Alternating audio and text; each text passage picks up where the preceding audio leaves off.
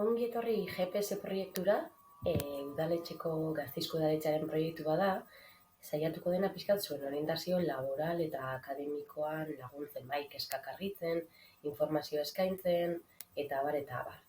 Orduan, tailer honetan zehazkinik, libek, azalduko dizkizuet lan merkatuarekin zerikusia duten gai batzuen inguruko informazioak, bai, zehazki lan elkarrizketen munduaren inguruko informazioak. Honetarako, bi material mota erabiliko ditugu, bai, batetik bideoak, ikustera izaten bideo hau, eta bestetik materialak edo aurkezpenak. Vale? Aurkezpenetan, badaukazue informazio pilo bat, badituzue estekak, badituzue kalderak, vale? Orduan, begiratu ondo eskatzen zaizuen guztia, eta bideoarekin mani saiatuko naiz pixka bat azaltzen aurkezpen horietan dagoen informazioa eta beste dinamika batzuk proposatzen eta bar. Zer egingo dugu edo nola funtzionatuko dugu? Zuek interesgarria edukitzea batetik aurkezpena, beste batetik bideoa eta edukitzea ere bai, papera eta boligrafoa, ez? Dinamika horiek edo ariketa horiek egin ahal izateko. Kasu honetan, garrantzitsua da edozein momentutan esatea bideoa geratu dezakezuela eta dinamikak egin edo jarraitu edo bideoak ikusi eta horiek amaitzerakoan hasiko zinateketen berriro, bale? Orduan, besterik gabe, lehenengoko ariketa planteatzen dizuena da DAFO pertsonala, bai, euskeraz amia pertsonala izango litzateke, barkatu, eta honetarako egin behar duzuena da DAFOa kopiatu, bai, kopiatuko zenuketen zuen kuadernoetan, estruktura izenburuekin. Indarguneak, ahulguneak, aukerak eta mehatxuak. Analizi barnekoa eta kanpo analizia. Behin kopiatua duzuela, azalduko nizuken nola funtzionatzen duen DAFOak, zertarako erabiltzen den eta abar. Vale? Zertarako da amia edo zertarako egiten dugun amia bat. Amia bat da erraminta oso potente bat zuen buruen diagnostikoa egiteko. Bai? Diagnostiko bat egitea oso interesgarria da, adibidez, entrevista batera joan aurretik, ez? Lantzeko pixka bat eta garatzeko pixka bat, zein gauza ditugun ondo, zein gauza ditugun egiteko, eta bar. Orduan, indarguneetan jarraitu dezakezue ordu zuen gida hori, edo idatzi ditzakezue besterik gabe zuek zure buruai buruz dakizkizuen indarguneak, bai? Zer gauza egiten dituzuen ondo, zer gauza egiten dituzuen bestei baino hobeto, ez adibidez, ondo egiten dut, komunikatzea, edo ondo egiten dut, taldean lan egitea. Orduan, zuen indarguneak bertan apuntatu dituzue, bai? Indargune teknikoak ere bai, adibidez, informatikariak bazarete eta programatzea zuen indargunea bada, ederto, edo zenbakiak, edo dena delakoa. Eta ahulguneekin berdina, bai, zer gauza hobetu beharko zilituzketen. Adibidez, ez dakit, ez ait ondo ematen jende aurrean hitz egitea. Hori izango litzateke ahulgune bat. Ondoren, kanpo analizira joango ginateke. Batetik aukerak eta bestetik mehatxuak. Aukerak izango lirateke ze gauza kanpo zirkunstantzia lagunduko diguten gu lan merkaturatze hori lortzea, bai? Hau da, gu merkatuan barneratzea zerbaitik laguntzen badigu, hemen apuntatuko genuke. Ze gauza izan daitezke, ez? Adibidearekin igual hobetu lertuko da. Gure sektorea izatea goraka doan sektore bat, ez? Sektore bat momentuan en auge esaten dena dagoela. Edo langabezia tasa basua den sektore bat izatea, edo kontaktuak baditugu, edo formakuntza espezifikoren bat badaukagu eskatzen dena, eta abar, bale?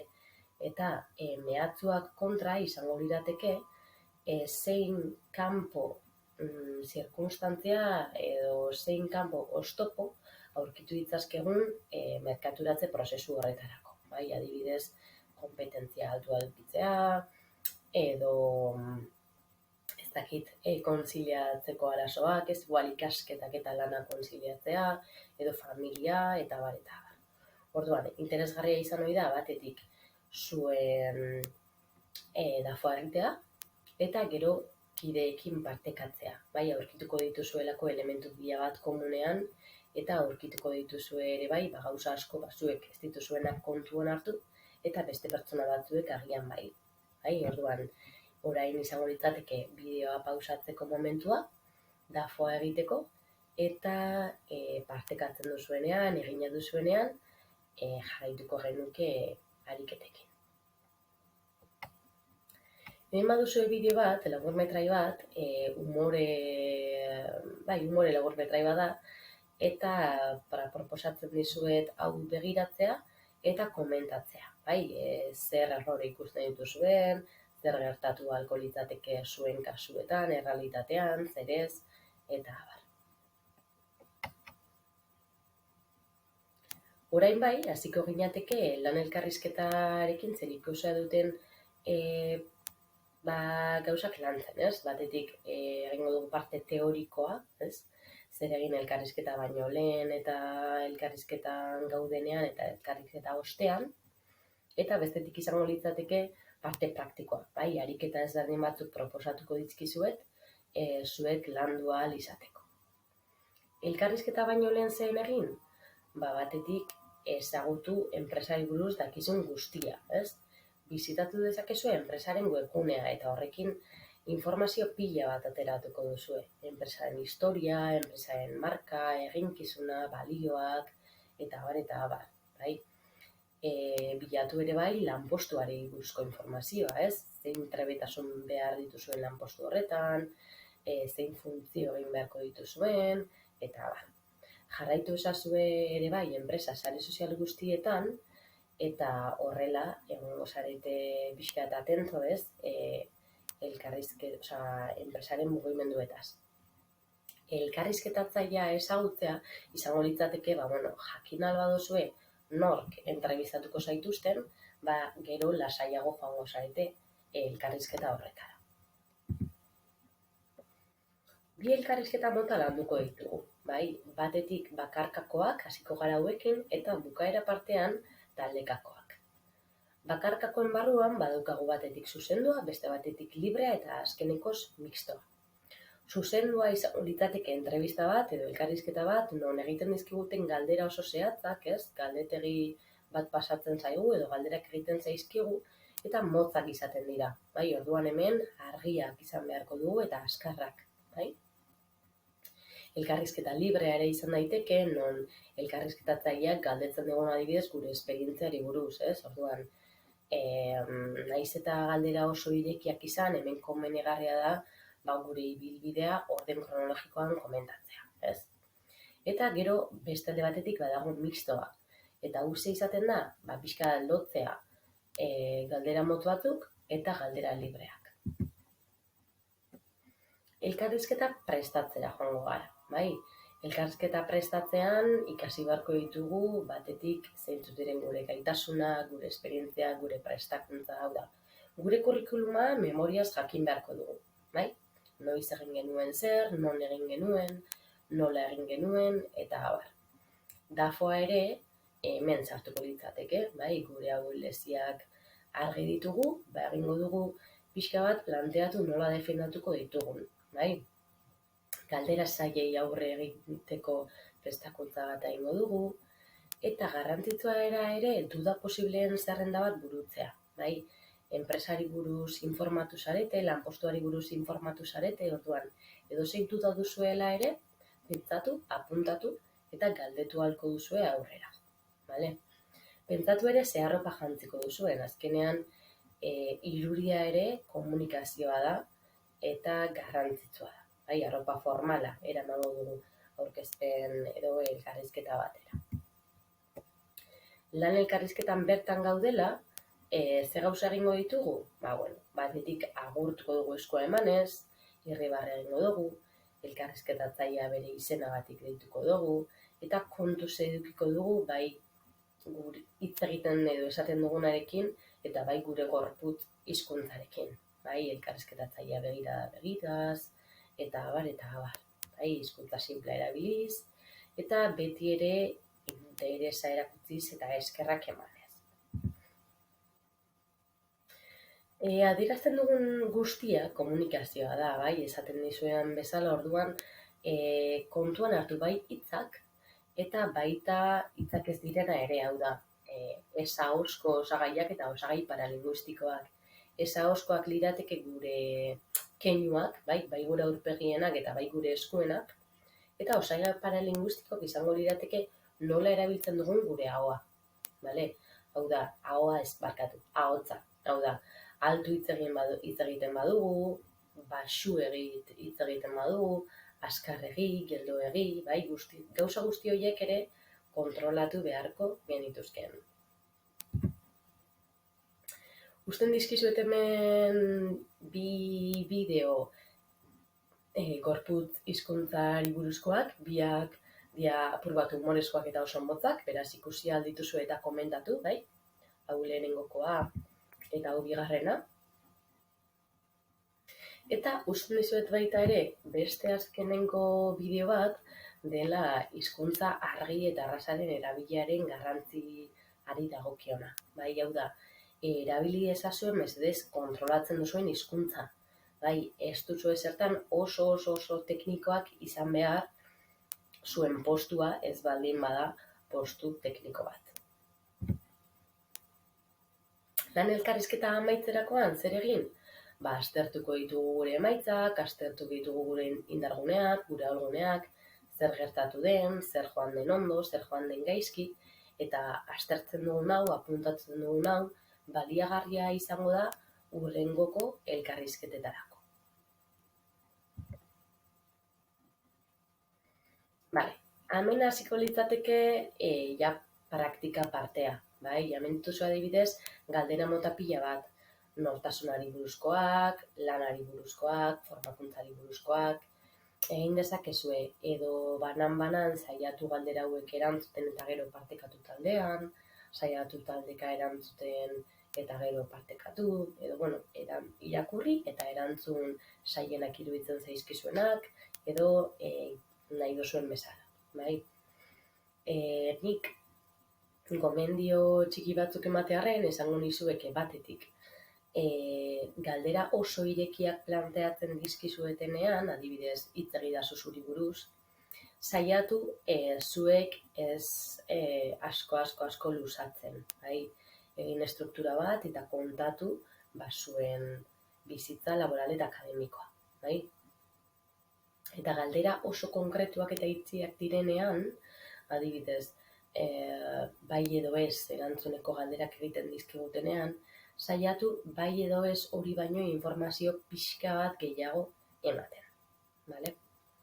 Gero, beste gomendio bat, galdetzen bazaizue adibidez, liderra edo jarraitzailea zara, kontenplatu bi opzioak, bi aukerak, bai? Liderra izatea gustatzen zaitzen bait kasutan, baina jarraitzaile izaten ere badakit, beste kasu hauetan, ez? Edo zer gustatzen zaizu bakarka edo lanean lan egitea. Bakarka egitea gustatzen zait gehienetan, ondo moldatzen naizela, kabe dena delakoa, baina taldean lan egiten ere badakit, ez? Edo taldean lan egiten ere aritu naiz eta ez dut arazorik eduki. Formakuntza. Formakuntzari buruzko galderak ere egingo dizkizuete, bai? Hauek ez dira zailak izaten, hau da, normalean galdetzen da zergatik ikasi duzuen hori, bai? Edo zein emaitza eduki zenituzten, zein irakasgai zenituzten gustokoenak, ikasteko edo ikasten jarraitzeko asmorik baduzuen, eta abar. Aurreko lanei buruz galdetzen denean, garrantzitsua da ere bai, aurreko lanetatik zer gustatu zaizuen gehien edo gutxien, zein lankide, zelan moldatzen zineten lankideekin, zein funtzio zenituzten, eta abar. Bale, orduan, hauetan ere, argi eduki zuen erantzunak, eta saiatu ere, batzutan, igual, emozioa ez asko sartzen, bale? Askotan, galdetzen denean aurreko lanei buruz, adibidez, ez dakit, aurreko lanei buruz izan daiteke imaginatu zeran konpontzen zinen zure kideekin aurreko lanean, ez? Edo zergatik joan zinen aurreko lan horretatik. saiatu objektiboak izaten, naiz eta agian harreman txar bat zegoen edo dena delakoa, objektiboak izaten, zuzen erantzuten eta gogoratzen entrevista batean zaudetela. Vale. Etorkizuneko lana. Hemen izango litzateke, zuen etorkizuneko lanei buruz galdetzea, bai, enpresa horret buruzko galderak egongo lirateke hemen. Nola lehenengoko gauza egin duguna elkarrizketa prestatzerakoan izan den enpresari buruzko informazioa bilatu eta lanpostuari buruzko informazioa bilatu, ez dut uste arazo gehiagirik edukiko dituzuenik galdera hauei erantzuten. Vale? Begiratu pixka bat zeintzuk diren galderak, eta lehengoa saiatu erantzuten, eta bestela galdetu kidei, galdetu irakaslei, eta abar, eta abar.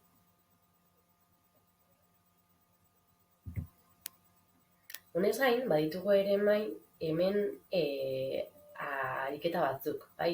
Hauek dira birformulazio positiboko ariketak. Zer da birformulazio positiboa? Adibidez, guri zerbait esatea entrevistatzaileak, ez? Adibidez, zure adina da eskatzen duguna baino altuagoa, ez?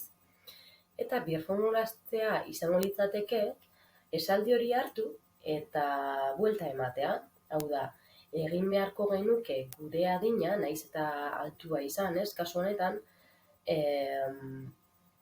puntu positibo bat, ez? Zergatik kontratatu beharko nau, gainera adin altuago bat dudalako, ez? Esaten badigute, ez? Nervioso zaude. Zeran eman aldiot buelta, ez? Zeran izan daiteke nervioso egote hau zerbait positiboa, ez? Orduan, kasu honetan ere egingo zenuketen bideoa pausatu, saiatu hauek taldeka, banaka, nahi dozuen moduan erantzuten saiatu, eta ostera erantzunak ere edukiko dituzue, bai? Hemen erantzunak, bale? Erantzunak garrantzitsua. Hauek dira guri okorritu zaizkigun erantzun batzuk, edo guk entzundako edo landutako erantzun batzuk. Zuei ziur nago ere, beste erantzun batzuk okorrituko zaizkizuela, eta baliagarriak izango direla berdin-berdin. Hemen hurrengoak, bai? Eta amaitzeko landuko duguna da, taldekako elkarrizketak, bai? Taldekako elkarrizketan dituguna da, bakarkako elkarrizketan ez bezala, hemen jende gehiago egongo da zuekin batera elkarrizketan, normalean gehienez 10, eta planteatzen zaizue, adibidez, egoera bat zuek elkarrekin konpontzeko, edo planteatzen zaizue egoera bat zuek lantzeko eta eztabaidatzeko, adibidez, bai? Orduan, bitartean elkarrizketatzaileak egiten duena da begiratu pixka bat nola funtzionatzen duzuen bakoitzak, bai? Nola egiten duzuen talde lana, nork hartzen duen lidergotza, nola komunikatzen zareten, nola konpontzen zareten erronkak jartzen zaizkizuenean, edo gauza zailak jartzen zaizkizuenean, eta abar, bale, orduan, hemen zer? Gomendagarria da lehenengoko gauza lasai egotea, bai? Taldeko elkarrizketak batzuetan ezberdinak direnez agian tentsioa sor dezakete, baina zuek saiatu lasaitasuna mantentzen, eta gero diskursoa ez monopolizatzen, bai?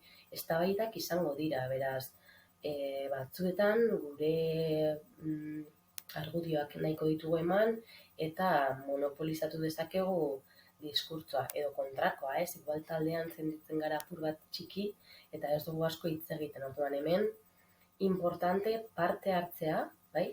Baina diskurtsoa monopolizatu gabe, bai? Besteak entzutea, besteen iritziak errespetatzea, beste hori laguntzea, aukera ematea, eta bar da, ere kontuan hartzen diren gauza garrantzitsuak. Bai, azkenan hemen daude saiatzen begiratzen, talde lana, komunikazioa eta abar. Planteatzen dizkizuet, landu ditzazkezuen bi ariketa ezberdin, bai?